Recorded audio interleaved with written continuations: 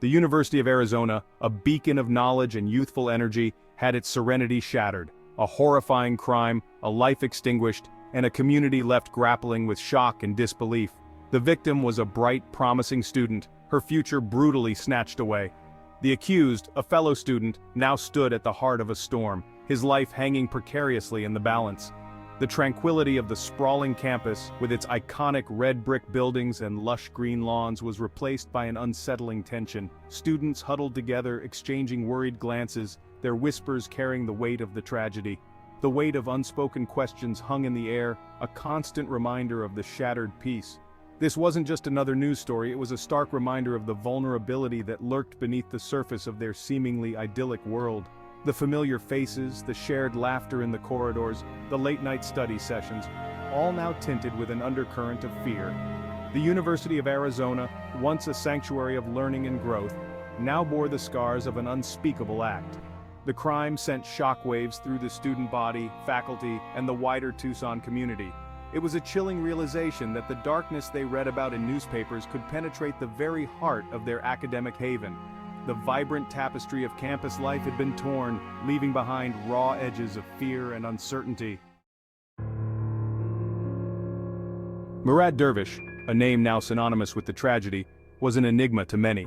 A foreign student from Turkey, he was known for his quiet demeanor and intense focus on his studies. Some found him reserved, even aloof, while others saw a hint of vulnerability beneath his stoic exterior. His past, like his personality, remained largely shrouded in mystery. The victim, Emily Carter, was the embodiment of youthful exuberance.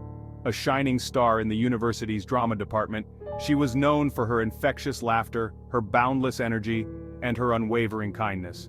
Her presence lit up every room she entered, her passion for life radiating outwards, touching everyone who crossed her path.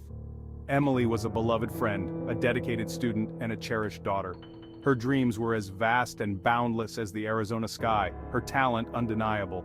She had a gift for bringing stories to life, her performances leaving audiences spellbound. Her absence left a void on the stage and in the hearts of those who loved her. The stark contrast between the accused and the victim added another layer of complexity to the unfolding drama. Their lives, once separated by continents and cultures, now intertwined in the most tragic of circumstances. How could two individuals, seemingly so different, become the central figures in such a harrowing narrative?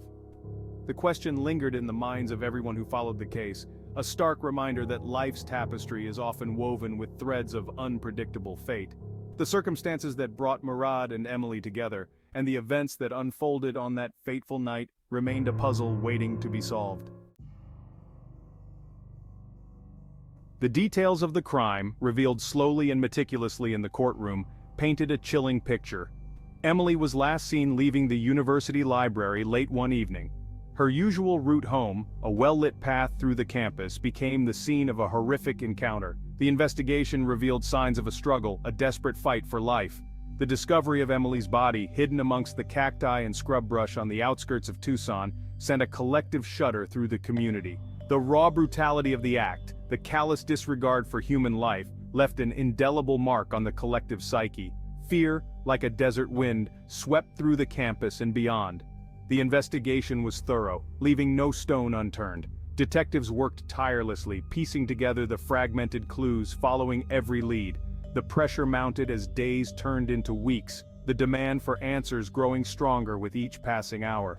The eyes of the nation were now fixed on Tucson, on the unfolding drama in the Arizona desert. Forensic evidence, witness testimonies, and circumstantial clues gradually formed a narrative, a timeline of that fateful night. The prosecution meticulously built their case, aiming to prove beyond reasonable doubt that Murad Dervish was the perpetrator of this heinous crime. The defense, on the other hand, prepared to challenge every piece of evidence, every assumption, every interpretation. The trial of Murad Dervish was a spectacle that gripped the nation. The courtroom became a stage where the drama of real life played out, replete with its own cast of characters: the stern judge, the eloquent lawyers, the anxious jurors, and the silent defendant, his gaze fixed somewhere beyond the courtroom walls. The prosecution, armed with forensic evidence and witness testimonies, painted a picture of Murad as a cold and calculating individual, driven by an unknown motive. They presented a narrative of a premeditated act, of a carefully planned attack that ended in tragedy. Their arguments were sharp, their words aimed at convincing the jury of Murad's guilt. The defense countered with their own narrative, a story of a misunderstanding, of an altercation gone wrong. They highlighted inconsistencies in the prosecution's case, questioned the reliability of certain witnesses, and emphasized the lack of a clear motive. Their strategy was to sow seeds of doubt, to challenge the certainty of the prosecution's claims. The courtroom became a battleground of narratives, a clash of interpretations. The evidence presented, the testimonies delivered, the arguments made, all aimed at swaying the jury, at shaping their perception of the truth. The weight of Emily's life, the future of Murad Dervish, the pursuit of justice, all rested on the shoulders of 12 individuals tasked with sifting through the complexities of the case. The trial stretched on for weeks, each day adding a new layer to the unfolding drama. The nation watched, captivated by the legal intricacies, the emotional testimonies, and the high stakes involved.